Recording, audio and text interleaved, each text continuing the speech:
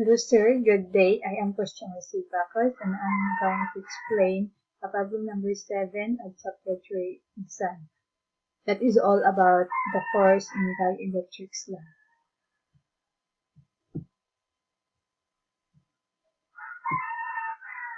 The given problem is this. Capacitor is made of two plain parallel plates of width A and length B separated by a distance D. D is less than AB. A capacitor has a dielectric slab of relative dielectric constant K between two plates. The capacitor is connected to a battery of EMF V.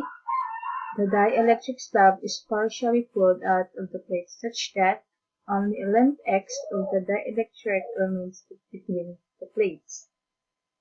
Calculate the force on the dielectric slab, which tends to pull it back into the plates. And B, with the dielectric slab fully inside, the capacitor plates are charged to a potential difference V and the battery is disconnected. Again, the dielectric slab is pulled out such that only a length x remains inside the plates.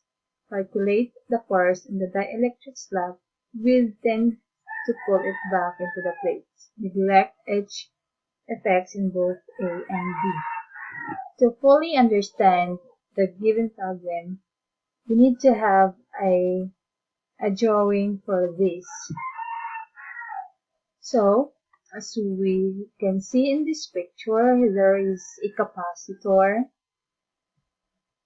There is a capacitor with a separation distance D, and the plate area is BA, where B is the length and A is the width, and also a dielectric slab with dielectric constant K that is partially inserted into the plates with the length X, and the area of a capacitor in the dielectric slab are the same.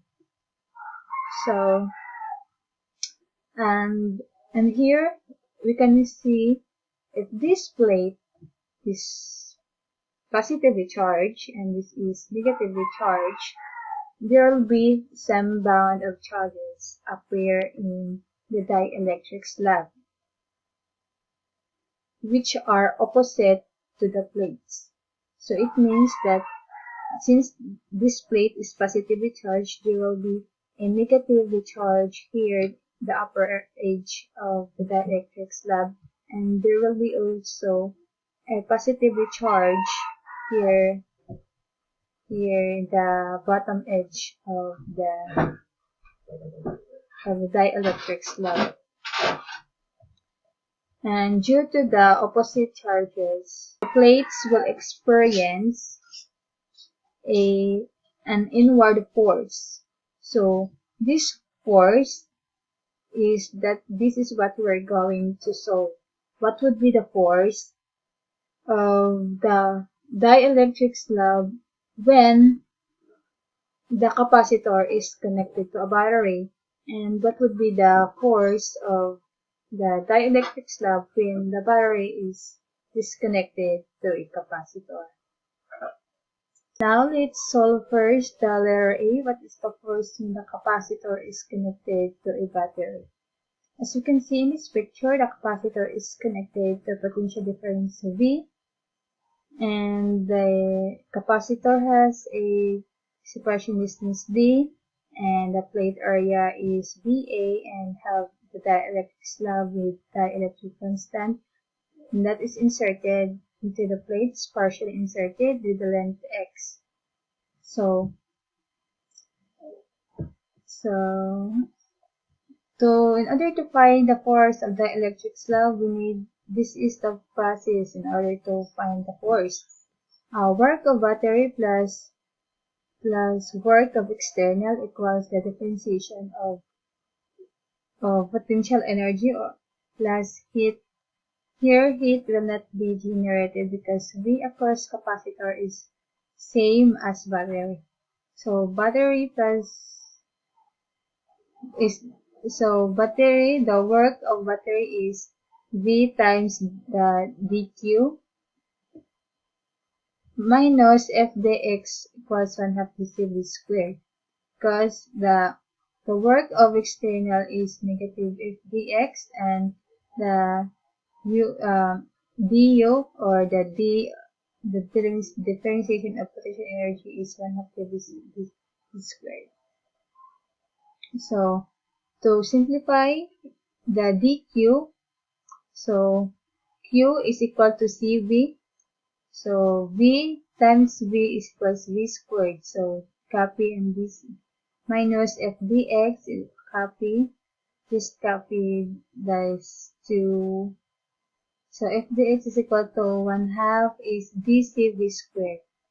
So get the force. Just derive this formula. So we got 1/2 v squared times the derivative of C, which is the capacitance. In this situation, you can consider the capacitor to be composed of two capacitors in parallel. C1 is this air capacitor and this C2 is the dielectric capacitor. And we can see that the plates are common for both, so these two can be considered in parallel combination. So this is gonna be a parallel combination of capacitor. So C1, since this is air capacitor, there is no dielectric, so this formula is applicable. C1 is equal to epsilon naught times the area. The remaining area of C1 is B minus, the remaining length of C1 is B minus X. Then the width is still A. So the area is B minus X times A over D plus the C2. C2 is, since this is a there is a dielectric constant K, so epsilon naught times the dielectric constant K times the area, since the length of this is X, then times the width, so the area is XA over, then divided by D. To simplify this, we got the capacitance equivalent is equal to epsilon naught A over D times B plus X times K minus 1. So since we already have the capacitance, we can now put or substitute this value of C or the value of capacitance here in the formula to find the force. So now force is equal to 1/2 V squared D over dx epsilon naught A over D times B plus X times K minus 1.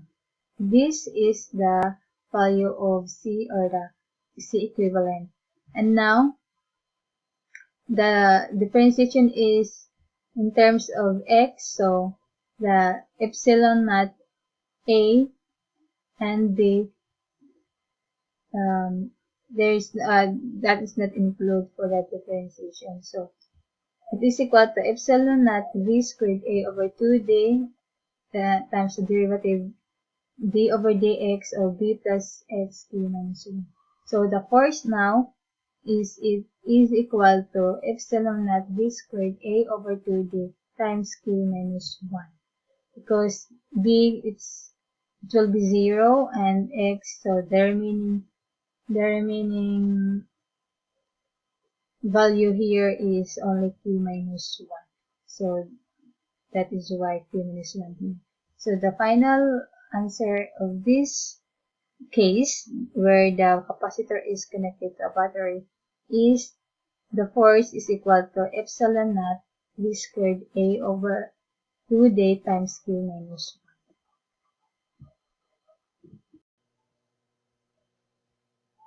What is the force when a battery is disconnected?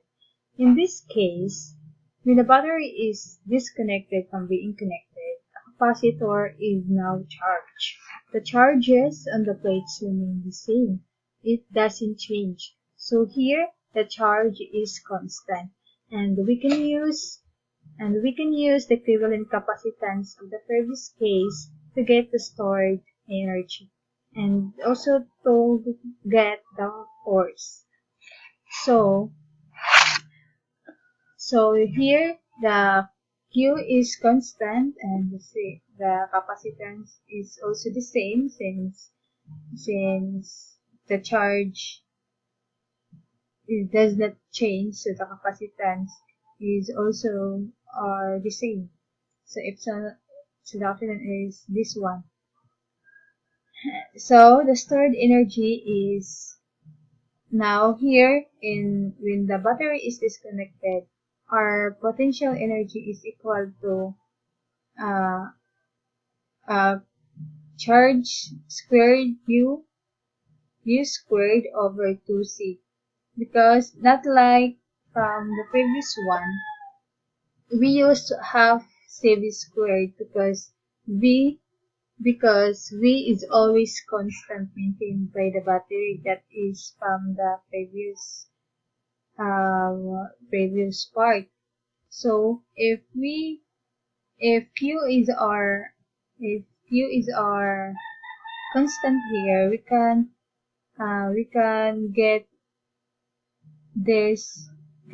this formula of stored energy by doing this by simplifying this formula. U is equal to 1/2 CV squared. V squared is equal to Q squared over C squared. So there is C here and C squared here. So cancel. Then there is one C remain here in the denominator. So this is equal to Q is equal to Q squared over 2C. That is now our formula for the stored energy. So to find the force is equal to negative derivative of the stored energy. Our stored energy now is equal to Q squared over 2C.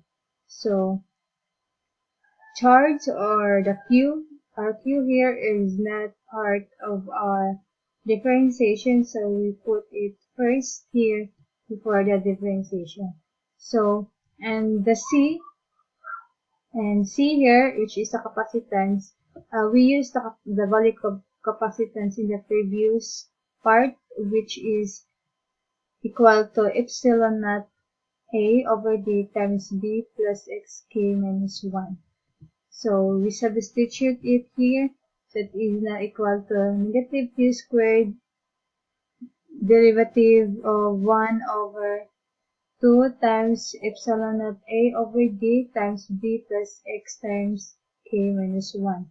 Since the differentiation is in terms of x, so this epsilon naught A and over D is not included, so we put it in the first. So this is now equal to negative Q squared D over 2 epsilon naught A times the derivative of B plus xk minus 1 and raised to the power of negative 1 because we put it back in the numerator, so it should be in negative 1. So now it is equal to, by the exponent rule, differentiation of an exponent rule. So the derivative of this term is bring down the exponent, which is negative 1. So this is negative 1 time the derivative of b is equal to 0, and the derivative of x k minus 1 is equal to k minus 1, so it should be k minus 1 here. So, and the negative 1 minus 1 is equal to negative 2. So this is now the differentiation of this one. So now the force is equal to -1 times negative is equal to positive. So there's no negative here. So q squared over d is equal to force now is equal to q squared d over 2 epsilon naught a times k minus 1, and we bring down this term into the we put it in denominator, so this exponent will be in a positive na. So positive na siya there. So that is now our force when the capacitor is disconnected from a battery. So the force is equal to q squared d over 2 epsilon naught times k minus 1 over b plus x k minus 1 squared. That's all. And thank you for watching.